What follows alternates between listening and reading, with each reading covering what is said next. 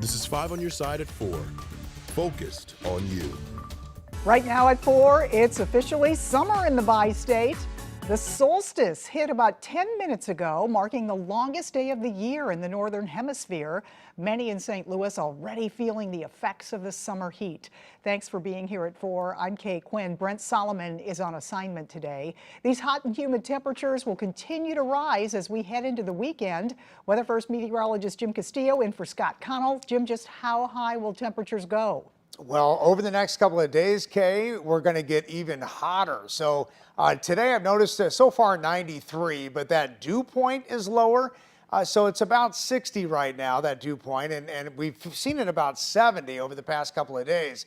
And look at this, it is clear. So there's not even a puffy cumulus out there and no spotty showers. So it's dry, and now it's 94. That's that new temp.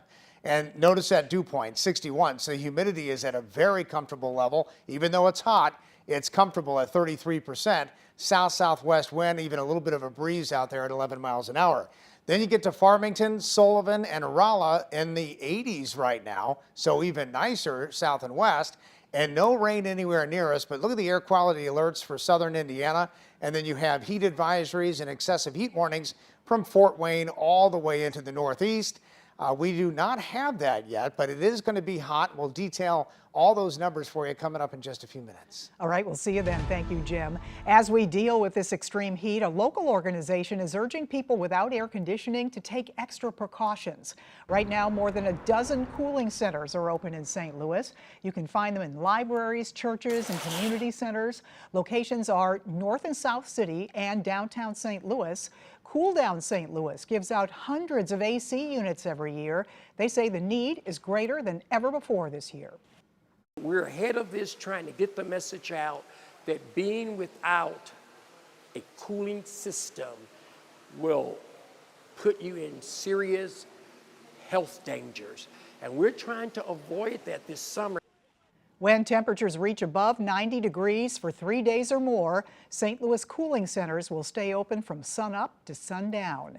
If you need help finding a cooling center near you, just text the word HEAT to 314-425-5355. We'll send a map straight to your phone.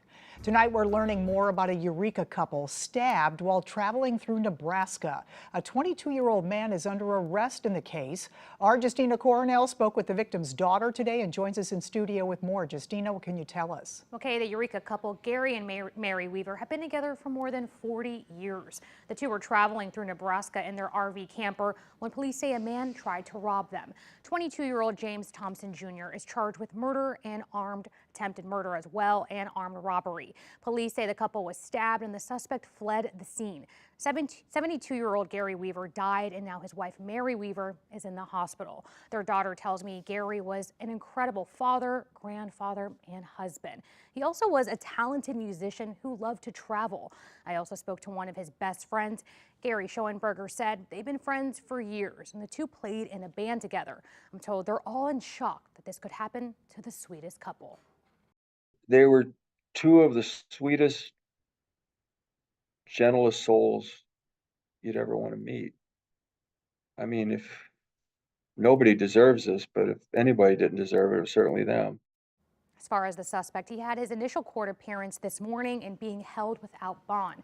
And we've learned within the last few hours that Mary Weaver is improving from her injuries. All right, thank you, Justina.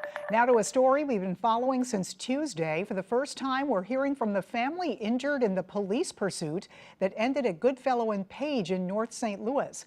5 on your side's Megan Kernan joins us from the newsroom now with how the victims are doing. Megan? Well, Kay, a father and his 9-year-old son were struck by that stolen vehicle that crashed in North St. Louis Tuesday afternoon. We heard from them for the first time tonight, who are still traumatized from the accident.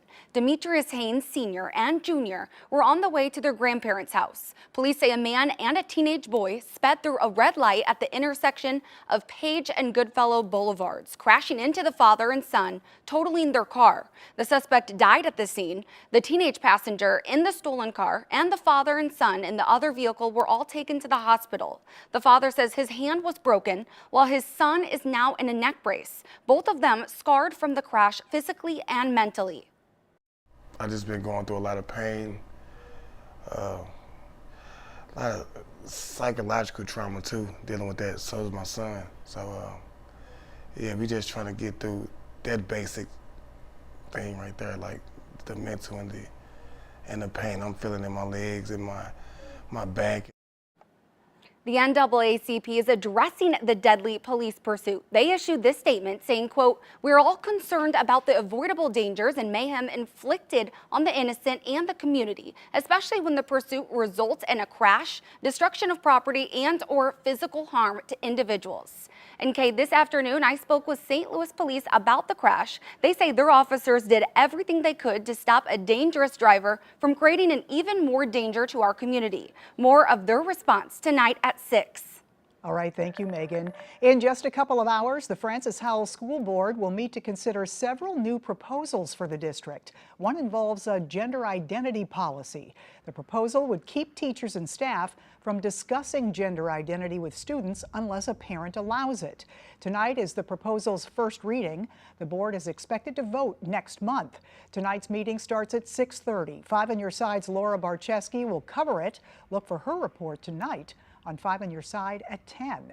If you're traveling and forgot to bring a book with you, the St. Louis County Library has you covered. Hours ago, the library launched a new service called the Read While You Wait program. It's a pop-up library that will give you immediate access to thousands of ebooks and audiobooks for a week. All you have to do is scan a QR code, and you don't even need a library card. When you're traveling, it's easier to download a lot of books than to carry a ton of books. So this is ease of use for many people. The e-pop-up library will be available at various locations. These include St. Louis Lambert International Airport, county government offices, Schnuck stores, and more. The St. Louis Cardinals, going back to where it all began, will preview the game set to be played in the oldest professional ballpark in the country. Another local diver about to take a shot at a slot on Team USA. How Margaret O'Meara is feeling heading into the springboard semifinals. And 55 years ago this evening, disaster struck Doe Run, Missouri. We'll show you the aftermath of deadly tornadoes.